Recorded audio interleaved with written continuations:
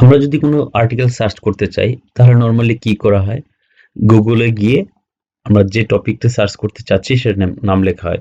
যেমন আমরা যদি ব্যাক পেইন সম্পর্কে জানতে চাই তাহলে ব্যাক পেইন লিখে আমরা আর্টিকেলগুলো দেখার চেষ্টা করি নরমালি, তাই তো? অথবা যদি কোনো অ্যাডভান্স লেভেলের চিন্তা থাকে তাহলে গুগল স্কলার গিয়ে লেখা হয় ব্যাক পেইন। তারপর নরমালি আর্টিকেলগুলো আমাদের সার্চ করা হয়। কিন্তু এভাবে দেখা যাচ্ছে যে অনেক অপ্রয়োজনীয় আর্টিকেলগুলো আমাদের সামনে চলে আসে। তার জন্য আমরা যে বিষয়টি জানতে চাচ্ছি সেটা সহজে আমরা জানতে পারি না। অথবা আমরা অনেকেই PubMed এ গিয়ে আমরা আর্টিকেলটা সার্চ করতে চাই। যেমন PubMed এ আমি যদি লিখি ব্যাক পেইন, তারপর আমার যে রেজাল্টটি আসবে সেটা হচ্ছে এমন।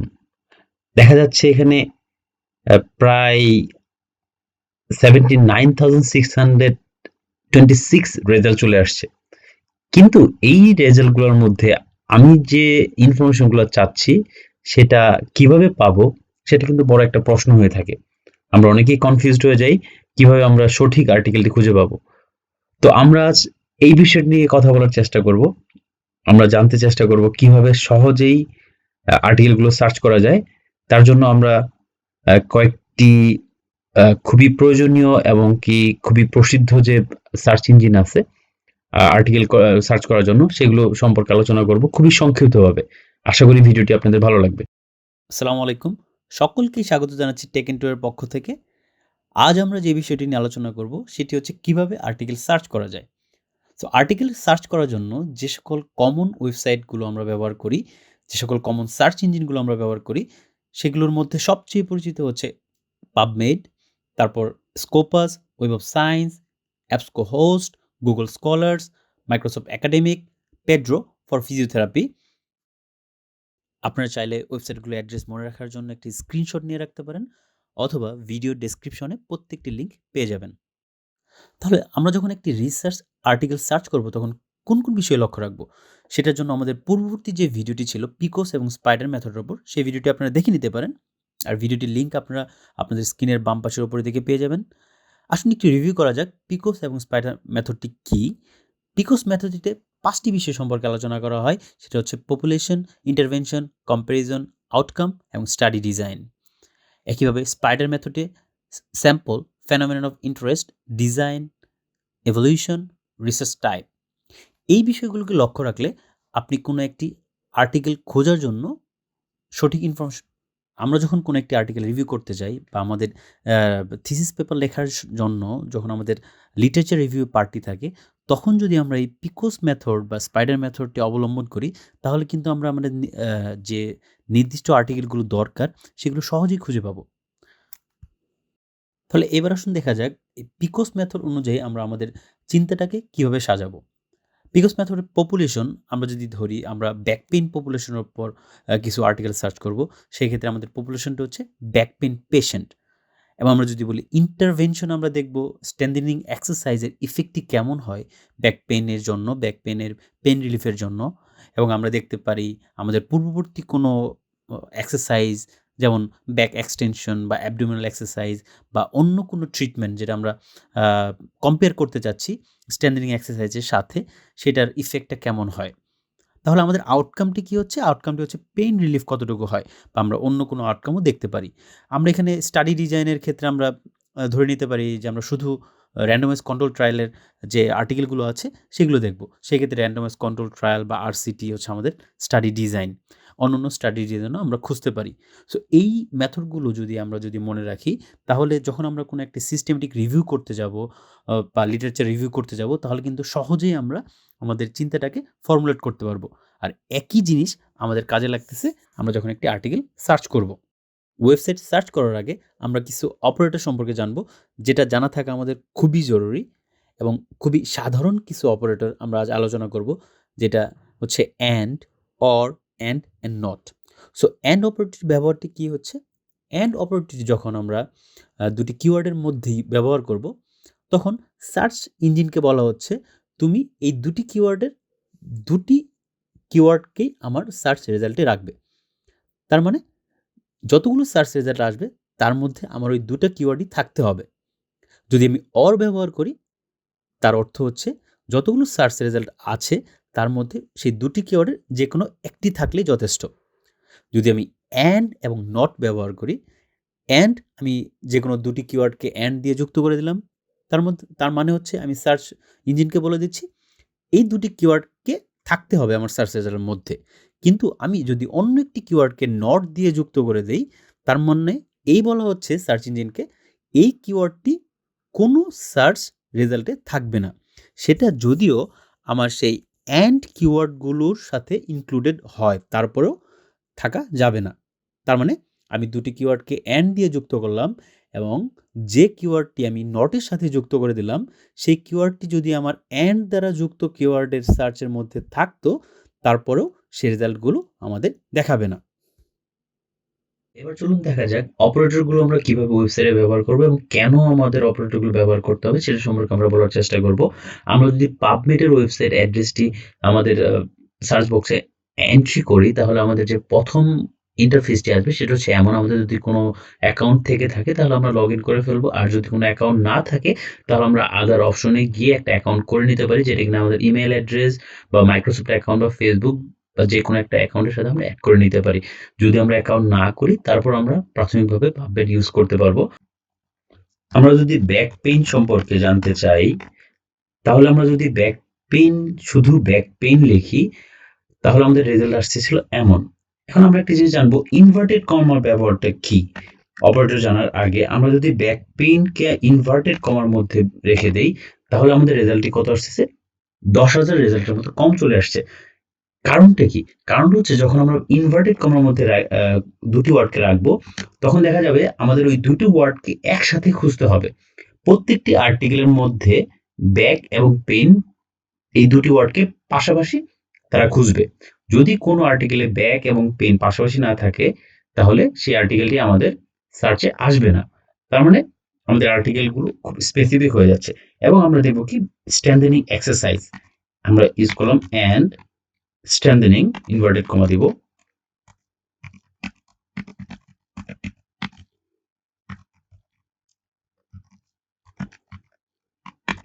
স্ট্রেংথেনিং এক্সারসাইজ, তার মানে ব্যাক পেইন এবং স্ট্রেংথেনিং এক্সারসাইজ সম্পর্কে শুধু আমাদের আর্টিকেল চলে আসছে। এখন দেখা যাচ্ছে আমাদের আর্টিকেল সংখ্যা 35। তার মানে এই আর্টিকেলগুলোর মাঝে ব্যাক পেইন এবং স্ট্রেংথেনিং এক্সারসাইজ সম্পর্কেই শুধু লেখা আছে। তাহলে আমরা যে সংখ্যক আর্টিকেল আমাদের সামনে এখন আছে সেগুলো থেকে কিন্তু আমাদের প্রয়োজনীয় বা আমাদের যে আর্টিকেলটি দরকার সেটি সহজেই পেয়ে যাব। তারপর আমরা আরো কিছু মার্কার চেঞ্জ করে দিতে পারি। যেমন আমরা এখানে নির্দিষ্ট ইয়ার ঠিক করে দিতে পারি। আমরা চাচ্ছি 2018 থেকে 2021 সাল পর্যন্ত কতগুলো আর্টিকেল আছে সেগুলো আমরা দেখব।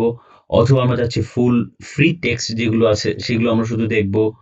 তারপর আমরা আরো ঠিক করে দিতে পারি শুধু randomize control trial আমরা দেখতে চাচ্ছি। এইভাবে যখন আমরা খুব বেশি কাস্টমাইজ করার চেষ্টা করব তখন দেখব আমাদের আর্টিকেলটা নির্দিষ্ট সংখ্যক আর্টিকেল আমরা শুধু পেয়ে যাব। এরপর আমরা আরো কিছু অ্যাডিশনাল ফিল্টার্স ইউজ করতে পারি। সেগুলো হচ্ছে আমরা এখান থেকে আমাদের প্রয়োজন অনুযায়ী আমরা ঠিক করে নেব।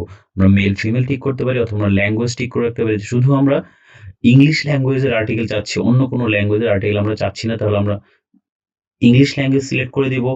আমরা জার্নাল ঠিক করে রাখতে পারি অথবা আমরা এজ লিমিটেশন দিয়ে রাখতে পারি যে আমরা চাচ্ছি শুধু 19 থেকে 24 বছর অথবা অ্যাডাল্টের জন্য বা এজড পপুলেশনের জন্য। তাহলে আমরা এটা সিলেক্ট করে দিতে পারি এবং দেন শো।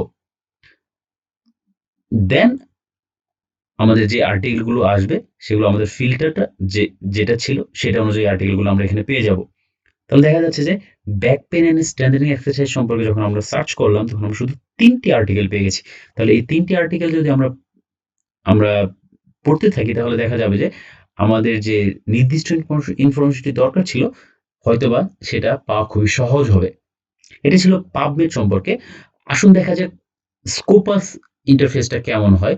আমরা যদি স্কোপাসে যাই, আমাদের যদি স্কোপাসের আমাদের ইনস্টিটিউশনের অথরাইজেশন না থাকে তাহলে আমরা চেক অ্যাক্সেস ক্লিক করতে পারি। সেখান থেকে আমাদের ইনস্টিটিউশনের লিস্টটা চলে আসবে এবং সেই লিস্ট থেকে আমাদের ইনস্টিটিউশনটিকে সিলেক্ট করতে হবে। তারপর যদি ইনস্টিটিউশনের অ্যাক্সেস না থাকে তাহলে স্কোপাস ইউজ করা খুবই কঠিন হয়ে যায়, কারণ আপনার অ্যাক্সেস না থাকলে স্কোপাসটি ইউজ করতে পারবেন না। সো আমার শ্যানডং ইউনিভার্সিটি যেহেতু অ্যাক্সেস আছে, সো আমি শ্যানডং ইউনিভার্সিটিতে লগ ইন করে নিতে পারি। সেক্ষেত্রে আমার স্কোপাস অথরাইজেশন হয়ে যাবে। যখন আমরা কোপাসে লগ ইন করবো তখন ইন্টারফেসটা এমন আসবে, এখানে সার্চ অপশনটি চলে আসবে। তো সার্চে যখন আমরা ক্লিক করব তখন আমাদের সার্চ মেনুটা চলে আসবে। স্কোপাস আর পাবমেটের সার্চ সিস্টেমটা মোটামুটি একই রকম, কিন্তু স্কোপাসে ফার্স্টে আপনাকে কিছু সিলেক্ট করে নিতে হবে আপনি কোথায় আপনার কিওয়ার্ড গুলো যে সার্চ ডকুমেন্টে সেটা খুঁজতে চাচ্ছেন। এখানে আপনি টাইটেল, অ্যাবস্ট্রাক্ট বা কিওয়ার্ড দিয়ে দিতে পারেন, অথবা কোনো অথরের নাম দিয়ে দিতে পারেন, বা হচ্ছে স্পেসিফিক কোনো কান্ট্রি, বা আপনি কোনো রেফারেন্স, যে কোনো একটা এই লিস্ট থেকে যে কোনো একটাকে সিলেক্ট করে আপনি একটা আর্টিকেল খুঁজতে পারেন। তো আমরা দেখি টাইটেল, অ্যাবস্ট্রাক্ট এবং কিওয়ার্ড এই ৩ টে জায়গাতে আমাদের সার্চ যে ওয়ার্ডটি আছে সেটা খুঁজবে। আমরা নরমালি লিখতেছি ব্যাক পেইন। এখানে মজার একটি ব্যাপার হচ্ছে স্কোপাসে আপনাকে ডিরেকশন দিয়ে দিচ্ছে কিভাবে তারা সার্চ টার্মটি খুঁজে নিয়েছে। এখানে দেখেন ব্যাক অ্যান্ড পেইন দুটো ওয়ার্ডকে তারা আলাদা আলাদা করে নিয়েছে। তো আপনি এখান থেকে বুঝতে পারতেছেন এই অ্যান্ড অপারেটরটি ইউজ করার কারণটা কি ছিল। তো দেখা যাচ্ছে এখানে অনেক আর্টিকেল পাওয়া যাচ্ছে, কিন্তু আমরা যদি এটাকে এডিট করে ফেলি, আমরা ব্যাক পেনকে যদি ইনভার্টেড কমার মধ্যে নিয়ে নেই, তাহলে আমাদের সার্চ রেজাল্টটি কেমন আসে সেটা আমরা দেখার চেষ্টা করব।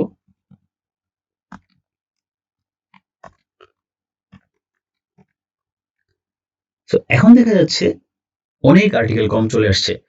তো এটার জন্য হচ্ছে আমাদের একটি কিওয়ার্ডকে অবশ্যই ইনভার্টেড কমার মধ্যে রাখতে হবে, এবং সেই সাথে নতুন একটি কিওয়ার্ড যখন আমরা খুঁজবো তখন সেটাকে যদি অবশ্যই আমাদের সেটা সেই কিওয়ার্ডটি খুঁজতে হয় তাহলে সেটাকে আমরা এন্ড এর মধ্যে রাখতে পারি। সো এখন আমরা যদি দেই এখানে আমরা যদি লক্ষ্য করি ব্যাক পেইন এন্ড, আমরা দেখব স্ট্রেংথেনিং এক্সারসাইজ।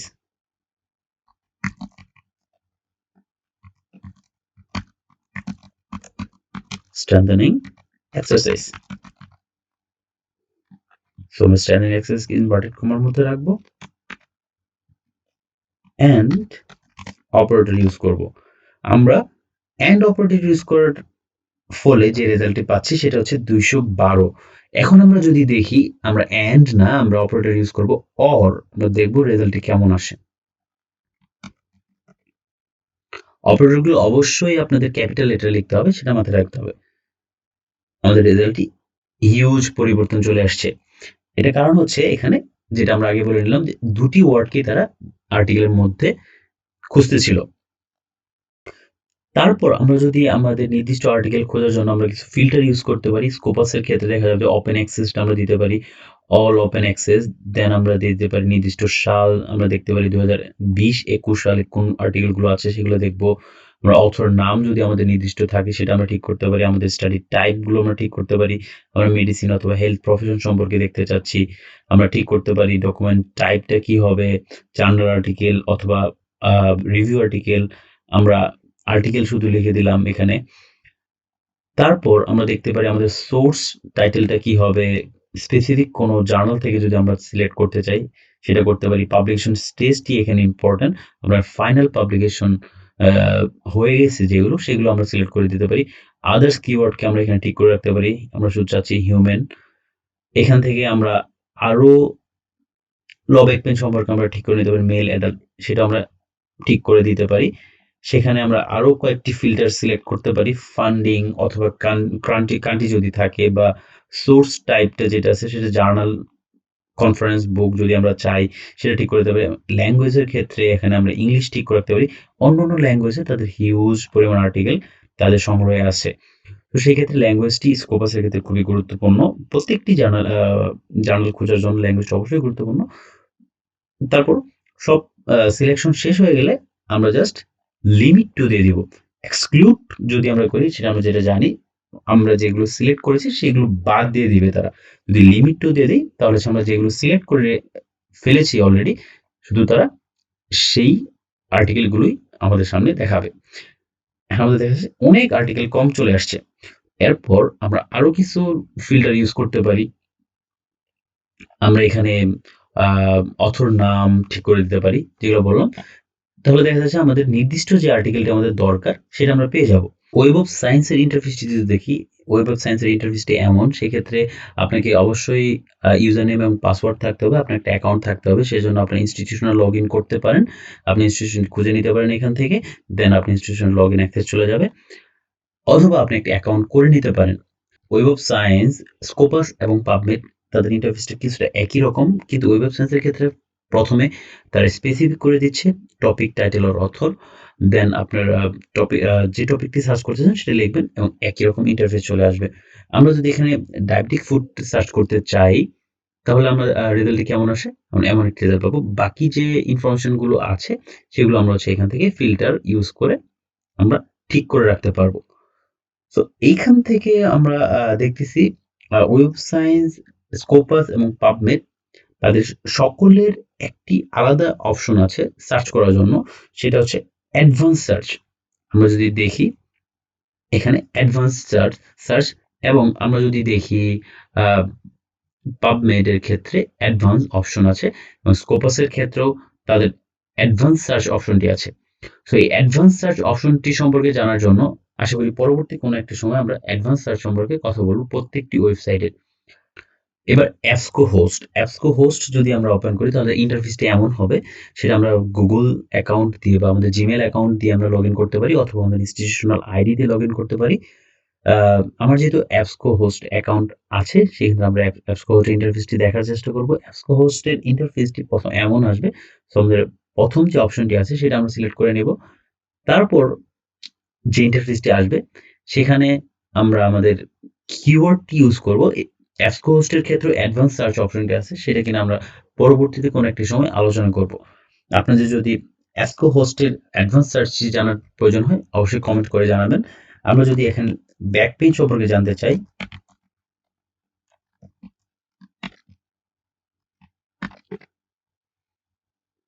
ধরো জাস্ট আমরা ব্যাকপেইন কিওয়ার্ডটি লিখে আমরা সার্চ করতে পারবো।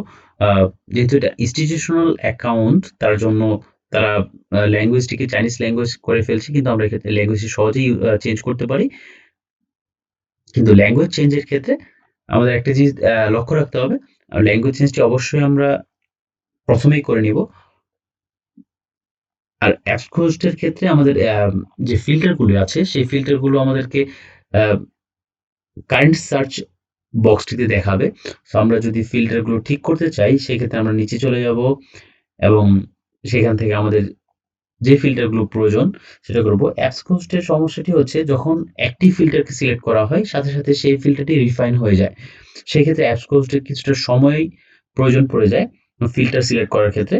তো সেটা ছিল অ্যাপস হোস্টের ক্ষেত্রে। চলুন গুগল স্কলারের ক্ষেত্রে আমরা যদি দেখি, গুগল স্কলারটির ইন্টারফেসটি এমন যে, আমাদের যদি গুগল অ্যাকাউন্ট বা জিমেল আইডিতে লগ ইন করা থাকে, তাহলে আমরা সহজেই ইন্টারফেসটি এমন পেয়ে যাব।